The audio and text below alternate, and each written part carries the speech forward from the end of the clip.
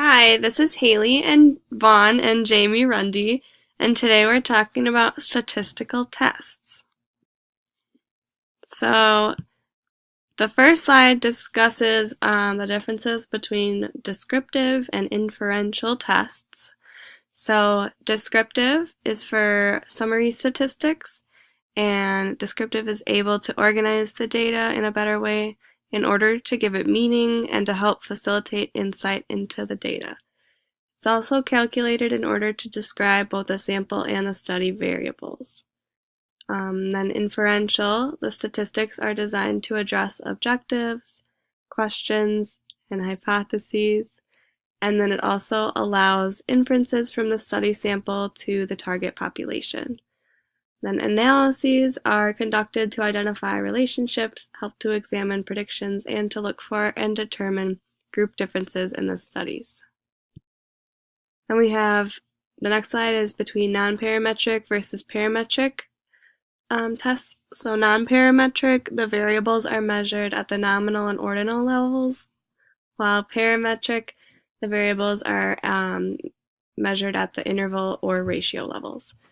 So it's also important to note that with parametric, the interval and ratios are normally included together due to the similar nature of the analysis techniques. Then we have the measures of central tendency.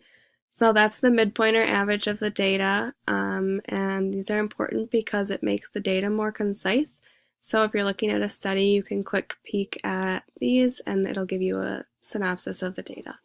So it's also important to note that data with a normal distribution will have equal values. So there's three measures of central tendency that we looked at. So there is mode, median, and mean.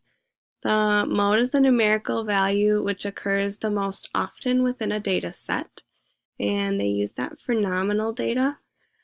Then we have the median, which is the midpoint at the center of the ungrouped frequency distribution, so it's the 50th percentile.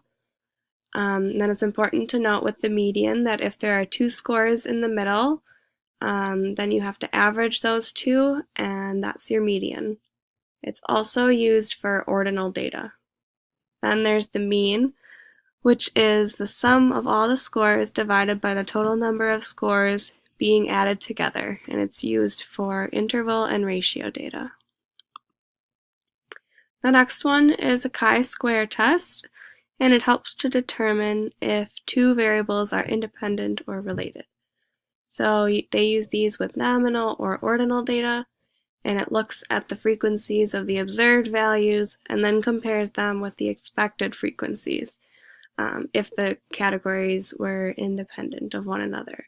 So with the chi-square test, they have a high risk of error, but using a large sample size helps to decrease that risk. It's oftentimes you'll find that they perform multiple chi-square tests within a sample. And then you normally only see the results from chi-squared tests if the analysis demonstrates a significant difference.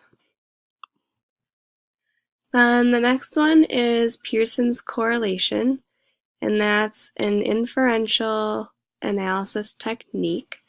So it's calculated in order to determine the relationships between the variables, and the outcomes of Pearson's correlation tests are a correlation coefficient. So there's two types of correlation coefficients.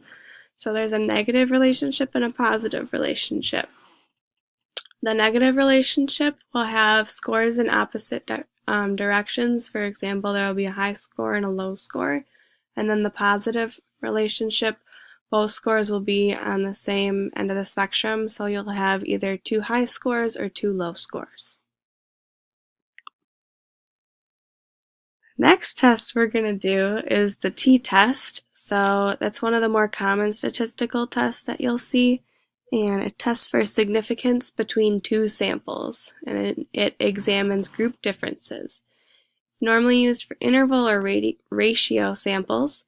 It's important to not conduct multiple tests in order to avoid an increase in significance, and that'll cause an error. But if you have to perform multiple t-tests on the same data set, Then they use the Bonferroni procedure. And then when you have your result, your computed t-score, then you compare it with t-values on a statistical table. So if the value that you have is greater than or equal to the table or the value on the table, which is called the critical value, the groups are significantly different. The next test we talked about was the ANOVA test, which is the analysis of variance. And it's a parametric statistical technique that's used in order to look at the differences between 3 or more groups. And then variables have to either be interval or ratio level. There's 3 options or tests for difference in variance. So there's within group variance, between group variance, and then total variance. So within group variance, it's variance within each group. And then between group variance is variation of the group means around the grand mean. And then the total variance is within group variance and between group variance together. So it's just those 2 previous ones combined. The last test we talked about was the regression test. So that's used to predict the value of one variable when the value of one or more other variables are already known. So the predicted variable is known as the dependent or outcome variable. It's referred to as that, and it has to be interval or ratio level.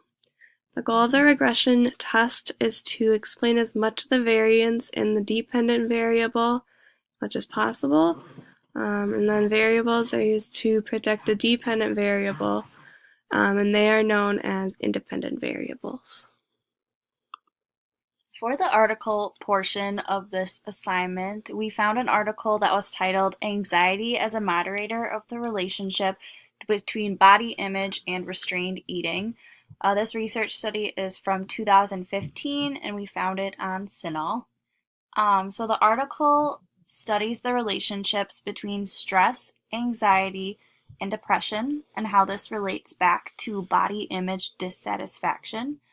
The article examined restrained, emotional, and external eating as it pertained to the body image dissatisfaction. And for statistical testing in this research article, the researchers used Pearson's correlation, regression, as well as the ANOVA statistical test. But for studying one of these a little bit more, we looked at regression more specifically. So just to recap, regression was used to predict the value of one variable when the value of other variables is already known. So the researchers created regression models and analyzed them in order to study the association between body image dissatisfaction against restrained eating, emotional eating, and external eating, while testing for anxiety, stress, and depression as possible moderators. They used the regression test so that they could compare the various variables that they presented in their study.